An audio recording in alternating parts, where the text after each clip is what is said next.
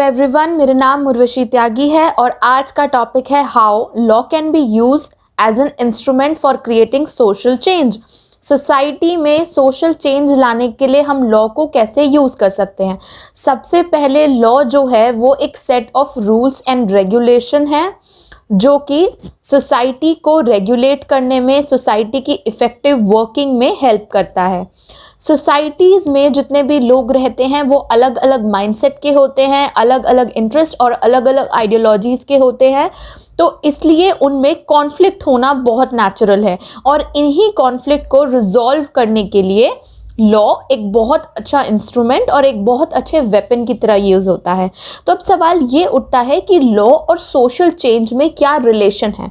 तो इसका आंसर है कि जब सोसाइटी में किसी पर्टिकुलर तरीके की चीज़ें या क्राइम बढ़ जाते हैं, जिस तरीके के क्राइम सोसाइटी में होते हैं उस तरीके के लॉ सोसाइटी में बनने शुरू हो जाते हैं। तो कहीं ना कहीं लॉ रिफ्लेक्ट करता है किस तरीके की सोसाइटी है और सोसाइटी रिफ्लेक्ट करती है कि किस तरीके का लॉ बनना चाहिए।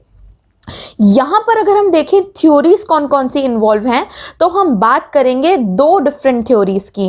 पहली थ्योरी है लीनियर थ्योरी और दूसरी थ्योरी है साइक्लिक थ्योरी। लीनियर जैसे कि नाम सजेस्ट है, जितने भी इम्प्रूवमेंट आती हैं सोसाइटी में, जितने तरीके के सोशल चेंजेस आते हैं वो एक लीनियर फॉर्म में आते हैं। एक्चुअली यहाँ पे हम कह सकते हैं कि ग्रेजुअली एडवांसमेंट हो रही है सोसाइटी में, जो इम्प्रूवमेंट हो रही है वो एक ग्रेजुअल प्रोसेस है।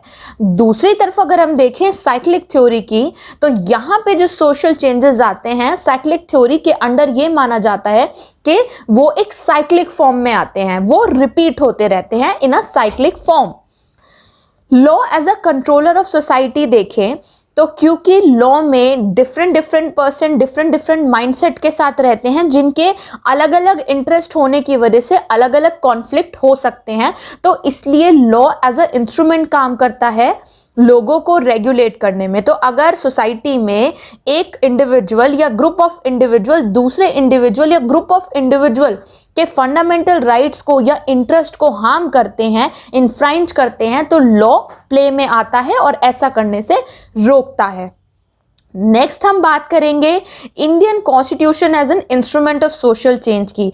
तो हमारा इंडियन कॉन्स्टिट्यूशन फोर्स में आया 26 जनवरी 1950 को और इंडियन कॉन्स्टिट्यूशन में कुछ ऐसे पार्ट्स हैं जो बहुत ज़्यादा महत्वपूर्ण या इम्पॉर्टेंट हैं, जैसे कि पार्ट 3 ऑफ इंडियन कॉन्स्टिट्यूशन जो बात करता है फंडामेंटल राइट की, मौलिक अधिकार की, जो हर इंडिविजुअल के पास है। इक्वालिटी का right, right to religion, right to education, ये सारे फंडामेंटल राइट जो सब किसी को मिलने चाहिए। और अगर कोई भी पर्सन किसी का फंडामेंटल राइट इन्फ्राइंज करता है तो उसके लिए उसको कॉन्सिक्वेंसेस देखने पड़ेंगे। इसी तरीके से पार्ट 4 में आता है DPSP, directive principle of state policy, राज्य के नीति निर्देशक तत्व के, राज्य ये करेगा, राज्य ये नहीं करेगा। तो ये एक तरीके से बैलेंस क्रिएट करना है लोगों के बीच में और राज्य के बीच में। यहाँ पर दो बहुत इंपॉर्टेंट चीजें हैं। पहली है कि लॉ जो है वो सोसाइटी में चेंज लाता है, law bring change in society, और दूसरी है कि जिस तरह की सोसाइटी है वो लॉ पर इम्पैक्ट डालती है। Society bring change in law, तो हम ये कह सकते हैं कि सोसाइटी और लॉ दोनों एक दूसरे को रिफ्लेक्ट कर रहा है। आई होप आपको ये वीडियो बहुत अच्छा लगा हो।